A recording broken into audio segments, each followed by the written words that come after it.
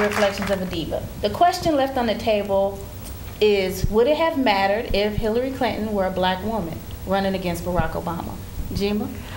And I think, yes, absolutely it would matter. But what I think in America is we're not ready for a black woman and a black man to be on the platform or be running as candidates. I think we would run the risk of neither one of them being elected.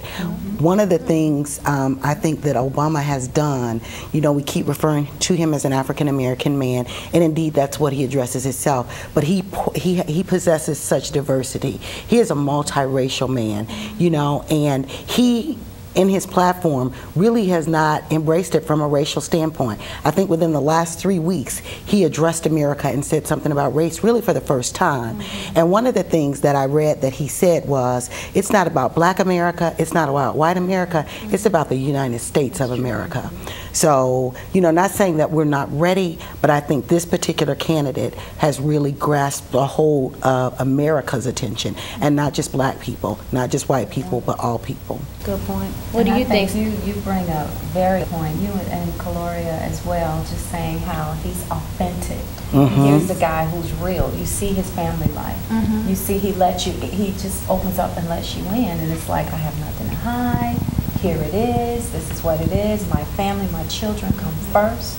And I love that. And that to me is the picture of America and what America really is. And in a time when we're seeing a decline in the black family, it's just beautiful, to see a black man and black woman with 2 cute little black children. And, Two adorable little girls, yeah.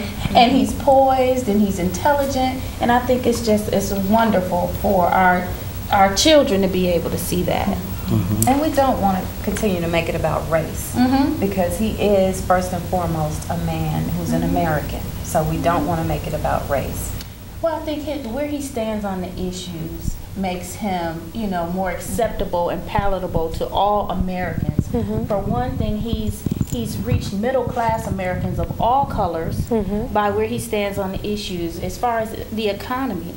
One of the things he's stepped up to the unions, to the plate with the unions, and he's supporting them, and he's saying that we should offer more support to them in the company, inside of companies. Also, he's for bringing jobs back to America. Stop all of the tax subsidies and to these companies for moving our jobs across seas. I mean, I just never understood that, and I'm not sure which administration brought that in. Was it Clinton? Clinton administration brought that one in. That's crazy.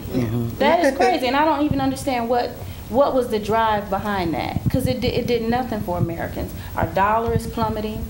You know, the job market, I heard just yesterday that unemployment is up to like 5.5%. 5.5%. And I was going to talk about in Hot Topics that we've lost, the U.S. has lost 80,000 jobs this year.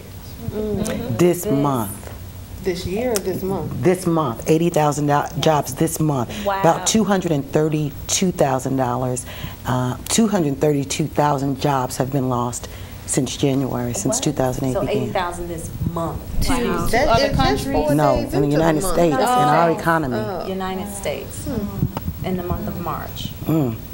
So if you can imagine, a lot of people are stumbling and wondering, are we in a recession? We are. We are in a recession, yes. We are. And I think that's why people are so ready for Obama, though, because people are ready for a change. People are sick and tired of being broke, sick and tired of having their houses repossessed, their cars repossessed, being out of jobs, you know. And the gas prices. The gas prices, exactly. People are ready for somebody different to come in, somebody with a new vision who is talking about uniting the country as opposed to polarizing the haves and the have-nots. So it's a good time. For so long, lobbyists have been running America. It's time for a change.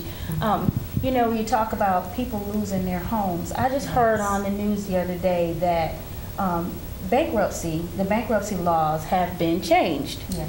Well, did you know that the banks help write the new bankruptcy laws? So who are they looking out for? Themselves. Exactly. And one of the new changes is that you can no longer be forgiven of the mortgage debt. So, yeah, exactly. So who does it benefit? And who is sitting down at that table representing us? You understand what I mean? I mean, if the lobbyists and corporate America is making the laws that affect us, who's looking out for our best interests? We all know what's going on with the oil company. That's why the prices are up, because you've got Dick Cheney and George Bush, who come from the oil industry, sitting at the table. Bush would, I think the funniest thing was when Bush said, gas prices? Really? Yeah. Really? Yeah. Exactly. At a State of the Union. And that goes back to you have a real person running. And it was one thing that I was reading in reference to the oil prices, or in reference to his stand on with the auto industries, and saying and pushing for them to give them finances to retool the cars and such, so it would be more fuel efficient. Right. And I think that's a good idea.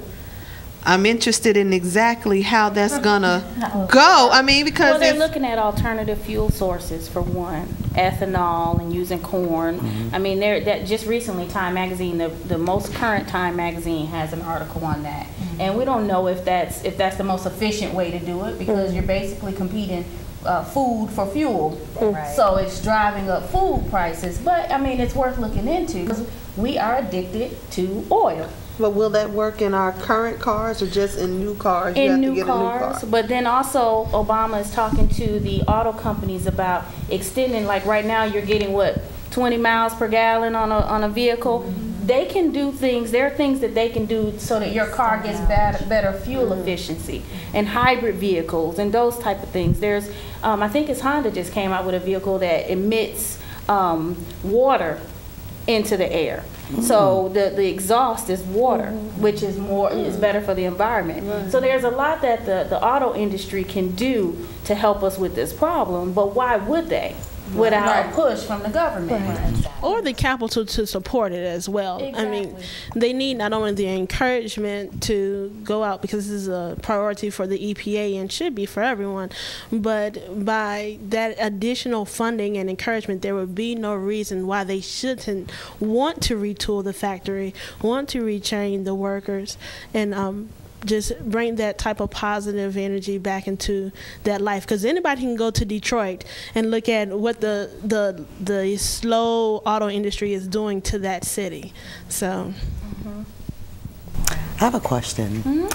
I want someone to break it down for me, and I'm sure the listeners would love it too, about the superdelegate, because I understand that Barack has about 700,000 more votes than Hillary currently, and that's excluding Michigan and Florida.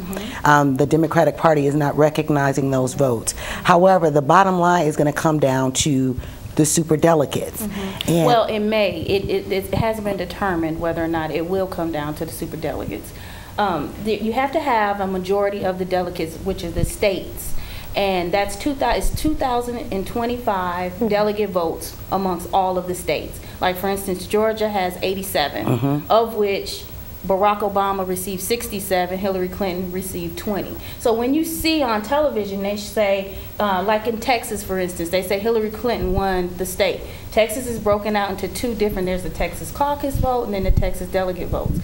She may have won by a certain percentage, but still Barack Obama received probably 65 of those votes, those delegate votes, and she may have received 70. You understand what I'm saying? So they both receive delegate counts from each state. Now the superdelegates, that was formed to try and basically they felt like America, if America made a decision that the politicians didn't agree with, they would have an overriding vote. So, and that's based, like if say the politicians felt like Barack Obama was not qualified, but Americans were just voting for him simply because he's a black man, then they would have that overriding vote. The superdelegates are ex-presidents, people in the Senate, people in on the Congress, and they each have votes. And does anybody know how many superdelegates there are? there are 850 superdelegates right now. One thing is, Republicans don't do it this way, by the way. That's a good point to make. When you win Georgia, you win all of Georgia, and they don't divide up the the delegate vote count. Also, keep in mind that superdelegates do have, for instance, say if it's a tie in delegates, they do have that overriding power and agreement. And like Crystal said, they're ex-presidents, they're ex-governors. And amazingly so, there are people who have interest in the Democratic National Party. Now, what that means, I'm not sure, and where this interest comes from, I'm not sure, but it's something definitely that will or can sway the vote overall. So.